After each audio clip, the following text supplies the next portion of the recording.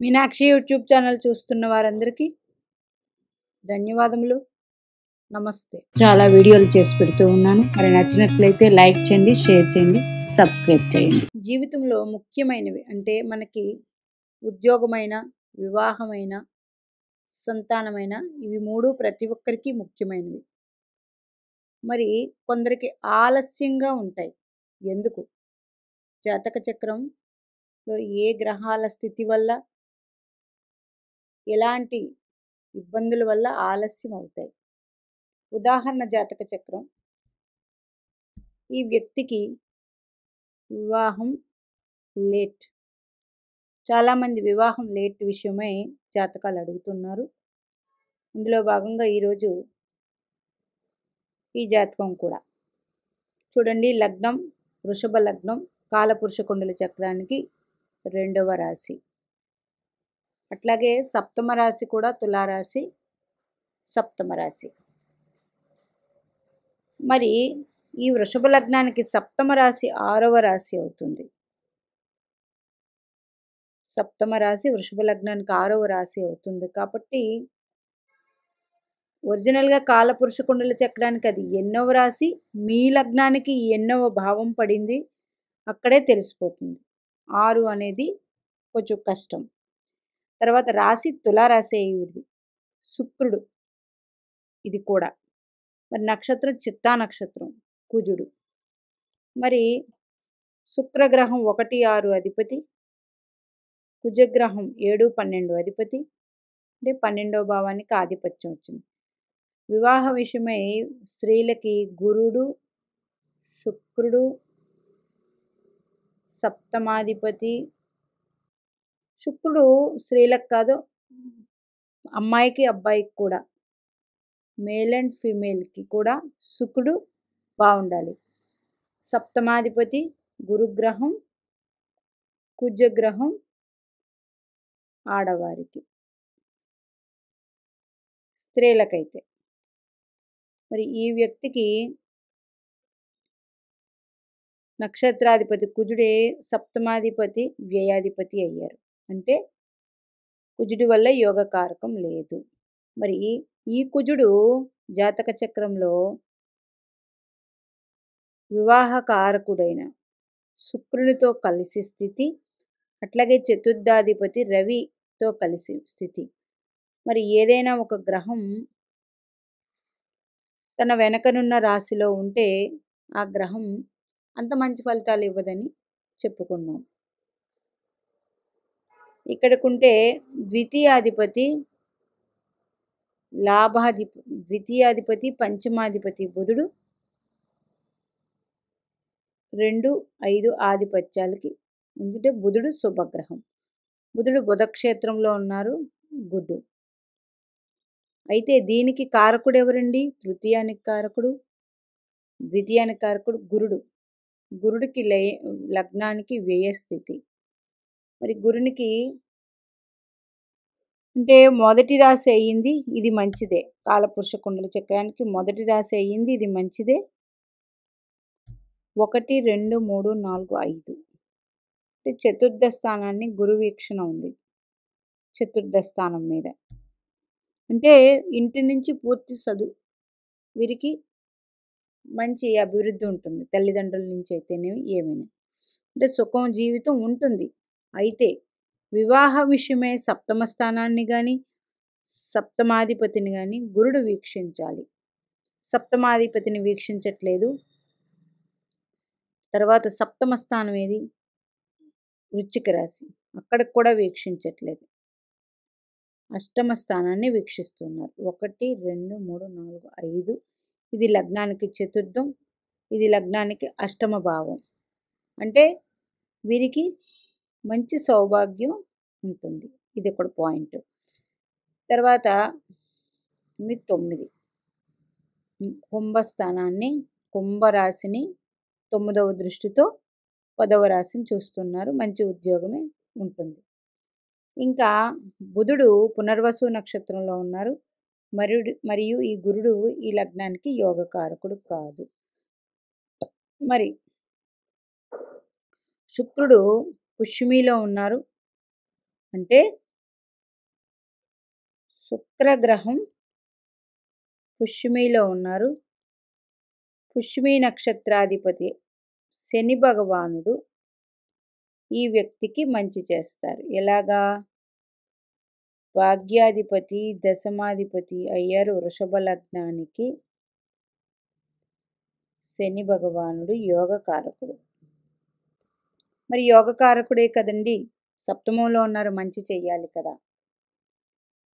సప్తమంలో శని భగవానుడు జ్యేష్ఠ నక్షత్రం, ఎవరు? ద్వితీయ పంచమాధిపతి నక్షత్రంలో ఉన్నారు. బుధుడు నక్షత్రం మంచిదే, వీరిద్దరు ఫ్రెండ్స్.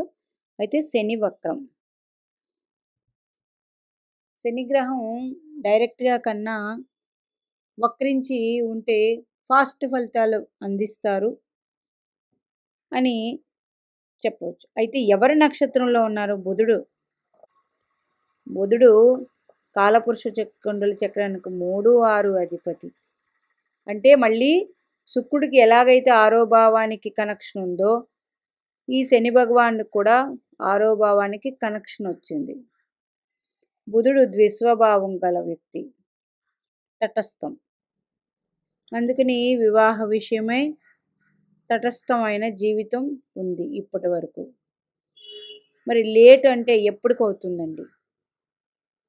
ఈ వ్యక్తికి చిత్తా నక్షత్రంలో జన్మించారు కాబట్టి ప్రజెంటు శని మహాదశ స్టార్ట్ అయ్యింది. శని భగవానుడు 35 సంవత్సరాలు వచ్చాక వస్తే మంచి ఫలితాలు ఇస్తారు యోగకారకుడయ్యి. ఈ వ్యక్తి 87 కాబట్టి 2017 30 ఏళ్ళు పూర్తయింది. 18, 19, 20, 21, 22, 23 36 ఇయర్స్ వచ్చేసాయి. మరి ఇప్పుడు వీరికి మంచి చేస్తారా, చెడు చేస్తారా? శని భగవానుడు ప్రస్తుతం ఈ లగ్నానికి 10వ స్థానంలో సంచరిస్తున్నారు. రాశికి 1, 2, 3, 4, 5 1, 2, 3, 4, 5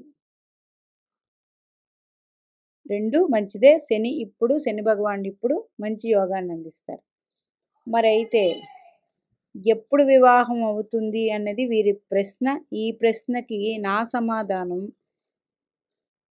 శుక్రుడు శని భగవానుడు నక్షత్రంలో ఉన్నారు కాబట్టి జాతకంలో గ్రహ అంతర్దశలు సూక్ష్మ దశలో శని శుక్రుల సంబంధం వస్తే అప్పుడు వివాహం గట్టిగా ఉంటుంది. కుజుడు ఆశ్లేష నక్షత్రం బుధ నక్షత్రంలో ఉన్నారు. మరి రవిగ్రహం మళ్ళీ పుష్యమి నక్షత్రంలోనే ఉన్నారు. ఇక్కడ నవాంశలో తీసుకుంటే శని భగవానుడు మకర రాశిలో ఉన్నారు. స్వనవాంశ మంచిది. కుజుడు వ్యయాధిపతి, అక్కడ వ్యయాధిపతి సప్తమాధిపతి కుజుడు శనితో కలిసి ఉన్నారు మకరంలో. ఇక్కడ వచ్చు అంటే మ్యారేజ్ అయ్యాక బాగుంటుంది. అట్లాగే రాహు తులారాశిలో ఉన్నారు, గుడ్. బుధుడు స్వక్షేత్రంలోనే ఉన్నారు, లగ్నం అయ్యారు. మరి శని భగవానుడు ఎవరి నక్షత్రంలో ఉన్నారు? బుధ నక్షత్రంలో ఉన్నారు. బుధ నక్షత్రంలో ఉన్నారు శని భగవానుడు.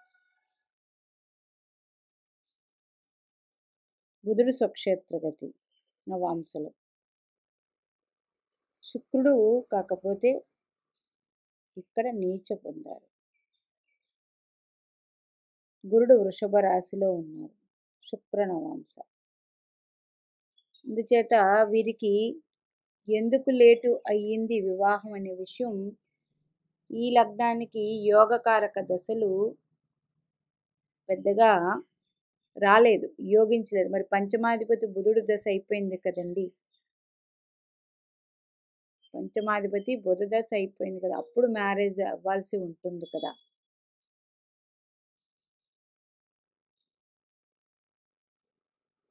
బుధుడు గురు నక్షత్రంలో ఉన్నారు. గురుడు యోగ కారకుడు కాదు ఈ జన్మ జాతక చక్రానికి. అట్లా అట్లాగే శని సప్తమంలో ఉండి వక్రించారు. శని సప్తమంలో ఉన్నారు కాబట్టి వివాహం అనేది ఎవరికైనా లేట్ ఉంటుంది. ఒకవేళ ఇలా లేట్ కాకుండా ఉండాలంటే ఈ శని గ్రహం మీద గురు దృష్టి అన్నా ఉండాలి, శుక్ర దృష్టి అన్నా ఉండాలి. ఉన్నట్లయితే ఇక్కడ మారుతుంది. మరి యోగకారక దశ వచ్చింది. మరి ఇప్పుడు ప్రజెంటు ఈ వ్యక్తికి దశ శని మహాదశలో 2026 వరకు 23 సెప్టెంబర్ నుంచి 26 మార్చి వరకు శని మహాదశలో శని అంతర్దశే. మరి దశానాథుడు దశలో అంతర్దశలో అంత యోగకాలం ఉండదు. కానీ ప్రజెంటు శని మహాదశ శని అంతర్దశలో శుక్ర అంతర్దశ వీరికి ఏప్రిల్ 12, 2024 నుండి స్టార్ట్ అవుతుంది. ఎప్పుడు? అక్టోబర్ వరకు. ఇందులో గట్టి ప్రయత్నం చేస్తే 100% అవుతుంది.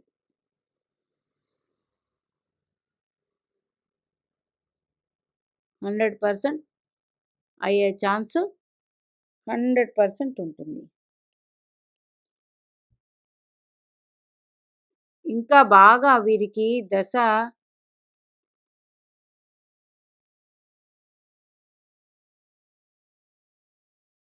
2030 నుండి శని భగవానుడు దశలో శుక్ర అంతర్దశ బాగుంటుంది. ఇప్పుడు చూడండి, ఇది మళ్ళీ ఒక విషయమే. ఏదైనా దశ జరుగుతున్నప్పుడు ఆ దశానాథుడి నుంచి కూడా మనం క్యాలిక్యులేషన్స్ మార్చాల్సి ఉంటుంది. మరి శని భగవాన్ వృశ్చిక రాశిలో 1, 2, 3, 4, 5, 6, 7 సప్తమాధిపతి శుక్రుడే అయ్యాడు. సప్తమాధిపతి శుక్రుడు అయ్యారు. అందుకని శని శుక్రుల కాంబినేషన్స్ వచ్చినప్పుడు 100% వివాహ యోగం ఉంటుంది.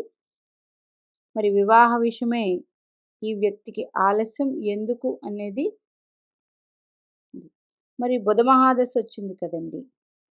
బుధ మహాదశ ద్వితీయాధిపతి పంచమాధిపతి అయ్యారు. అప్పుడు ఆ ఏజ్లో జరిగేది ఏంటి? పంచమాధిపతి అంటే మనం చదువు, జ్ఞానం ఇవన్నీ చూస్తాం. ద్వితీయం ధన సంపాదన, కుటుంబం ఇవే చూస్తాం. ఇప్పుడు బుధ మహాదశ అయిపోయిన తర్వాత ఈ వ్యక్తికి కుజదశ అయిపోయింది. ఒక నిమిషం, సారీ.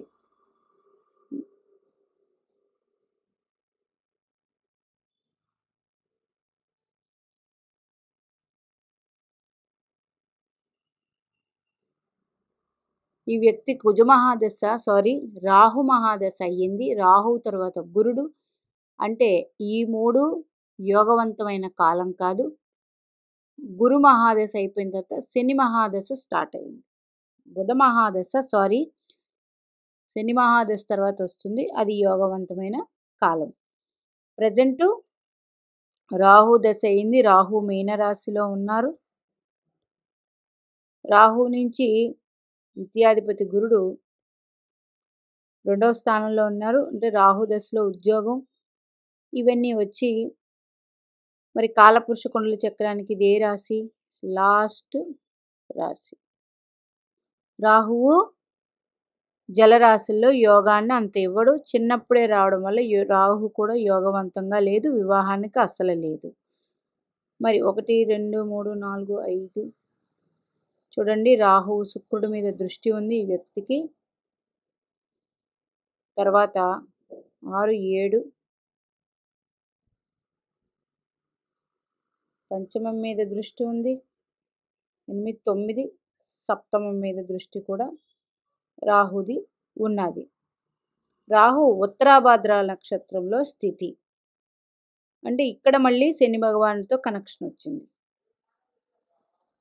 రాహు దశ అయిపోయిన తర్వాత గురుదశలో కూడా యోగవంతమైన కాలం లేదు.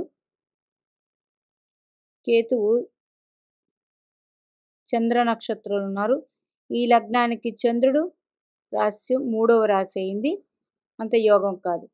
ఇప్పుడు నడిచే దశ శని మహాదశ, యోగవంతకాలమైన దశ. ఇప్పుడు ఈవిడికి మొత్తం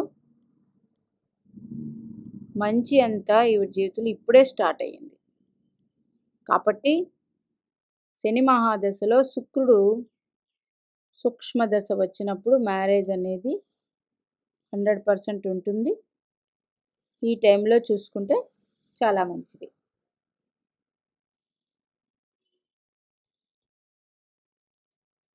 చిత్తా నక్షత్రం అంటే కుజదశతో ప్రారంభం, తర్వాత చంద్రదశ,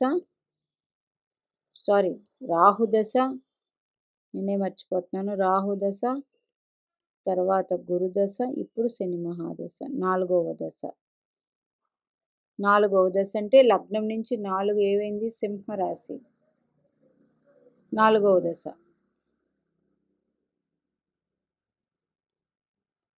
రవి తాలూకా ఫలితాలు కూడా ఇక్కడ కనిపిస్తూ ఉంటాయి. రవి పుష్యమి నక్షత్రం శని భగవానుడితో సంబంధం, భాగ్యాధిపత్యం, గుడ్. శుక్రుడు పుష్యమి నక్షత్రంతో సంబంధం, గుడ్. కాలపురుష కుండల చక్రానికి అష్టమ రాశి, వృశ్చిక రాశికి అష్టమ రాశికి అధిపతి శని భగవానుడే. అంటే కాలపురుష కుండల చక్రాన్ని తనకు కారక ప్లేస్లోనే ఆయన ఉన్నారు. కాకపోతే ద్వితీయ పంచమ అధిపతి నక్షత్రంలో ఉన్నారు కాబట్టి ఇప్పుడు యోగవంతమైన ధనానికైనా, ఉద్యోగ మార్పుకైనా, ఉద్యోగంలో ధనం పెరగడానికైనా యోగవంతమైనది వివాహానికి. కాబట్టి ఇప్పుడు వీరికి వివాహ దశ వచ్చినట్టు. శని మహాదశ గుడ్, బుధ మహాదశ గుడ్. అయితే చంద్రుడి నుంచి చూసుకున్నప్పుడు శని 2లో ఉన్నారు. చంద్రుడి నుంచి అదే 3వ స్థానంలో ఉంటే శని భగవానుడు చంద్రుడి నుంచి 3, 6, 10, 11లో ఉన్న గ్రహదశలు యోగాన్ని ఫాస్ట్గా ఇస్తాయి. ఇక్కడ 2లో ఉన్నారు కాబట్టి స్లోగా ఉంటుంది. శని భగవానుడు రాస్యాధిపతి కుజుడు 1, 2, 3, 4, 5, 6, 7, 8, 9 భాగ్యస్థితి పొందారు. దీనికి చంద్రుడు అధిపతి, భాగ్యం అంటే గురుడు. ఇప్పుడు ఈ గురుడు వృషభ రాశిలోకి వస్తూ ఉన్నారు. ఇక్కడ నుండి గోచారం మే 5 తర్వాత డైరెక్ట్గా గోచారంలో సప్తమ స్థానంలో ఉన్న శని భగవానుడి మీద పడుతుంది. కాబట్టి ఇప్పుడు 100% యోగవంతమైన కాలం. వివాహం, ఉద్యోగం ఎందుకు లేట్ అవుతుంది, వివాహం ఎందుకు లేట్ అవుతుంది, సంతానం ఎందుకు లేట్ అవుతుంది అనేది చూసుకుంటే గ్రహదశలు, ఆ దశలు మీకు యోగిస్తున్నాయా లేదా, అది ఎంత శుభగ్రహ దశ అయినా యోగిస్తుందా లేదా, యోగాన్ని ఇవ్వకపోతే 100% మనకి జరగవలసిన పనులన్నీ లేట్గానే అవుతూ ఉంటాయి. మీనాక్షిదేవి ఆశీస్సులు మనందరి మీద ఉండాలని కోరుకుంటూ నమస్తే.